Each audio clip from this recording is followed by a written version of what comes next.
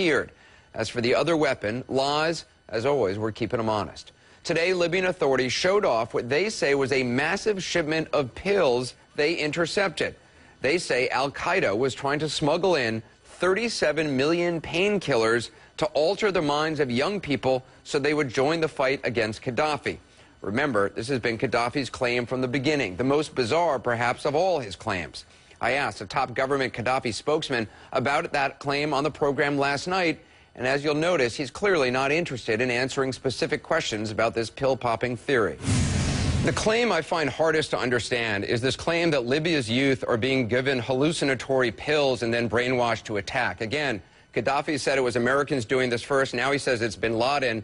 What drugs are being used? Specifically, what hallucinatory pills? Actually, the leader did not specifically accuse the United States of America. He really said that al-Qaeda are very highly trained individuals who now look more secular than the dwellers of the caves in Afghanistan. They wear trainers and jeans. I'm asking you what pills, what hallucinatory pills? Young people to join them against. We did indeed capture young people using those pills to... What pills? No, I'm asking. I mean, are you talking about methamphetamine? Are you talking about ecstasy? Are you talking about LSD? Are you talking... what are you talking about? Well, he couldn't answer that question last night. Now, today, suddenly, a few hours after that interview, the big drug bust by Libyan authorities, and the drug they claim is being used is tramadol. The problem is, tramadol is not a hallucinogenic drug. It's a moderate to severe painkiller used in hospitals. The two most common side effects, by the way, are drowsiness and constipation.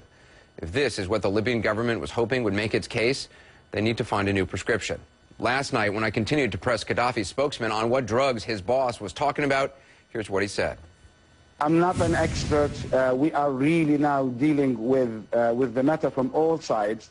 Let me just... But wait, sir, let me just go. I got to ask this because you are basing your entire argument, your leader is basing his entire explanation, he says this every time, on these hallucinatory pills. It seems to defy logic. You're saying that a small band of terrorists have been able to manufacture, import, distribute large quantities, huge quantities of hallucinatory pills across vast areas, hundreds of miles apart, to various cities, and then been able to continually drug tens of thousands of Libyan young people so that they will fight? Does that make any sense to you at all? No, this is not the story. Anderson, this is not the story we are putting forward. This is one element of the story. All right, so he's saying it's just one element. He went on to say that I was sensationalizing things, focusing on one minor point his leader had mentioned as part of a much larger explanation. The truth, however, is that completely unproved theory of Gaddafi's is the one he and his son put forward all the time. Take a look.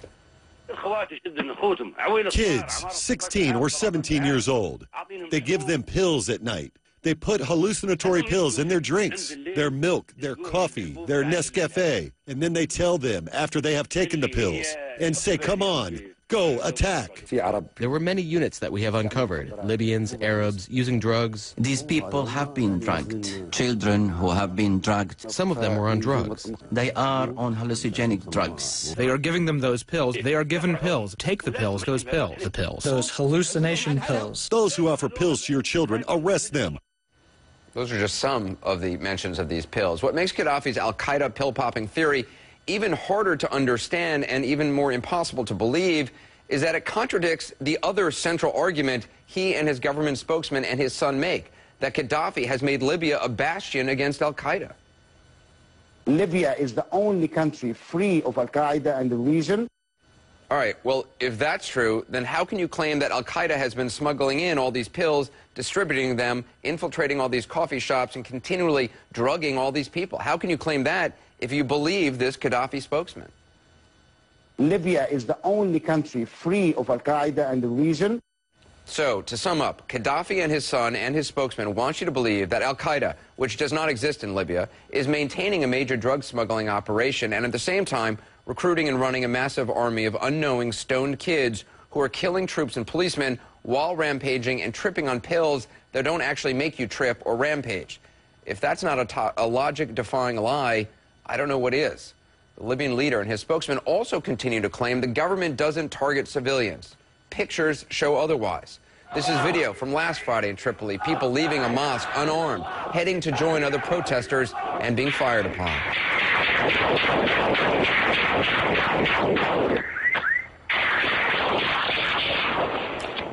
Another video, protesters in a funeral march being fired upon.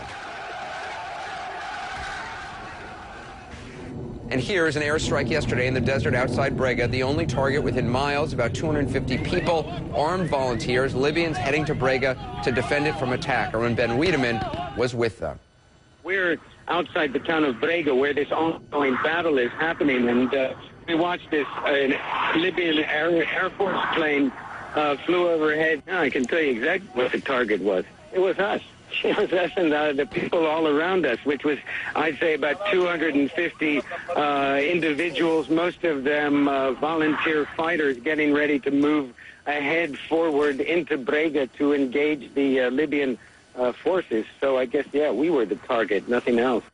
Again, some of the people were armed and belonged to anti-government forces. The government claims they are al-Qaeda operatives and that they're only targeting ammunition dumps. There were no ammunition dumps where that bomb fell, only people. And Ben Wiedemann says there may have been hardcore Islamists in the mix in Benghazi, but the vast majority are Libyan civilians, untrained and poorly equipped.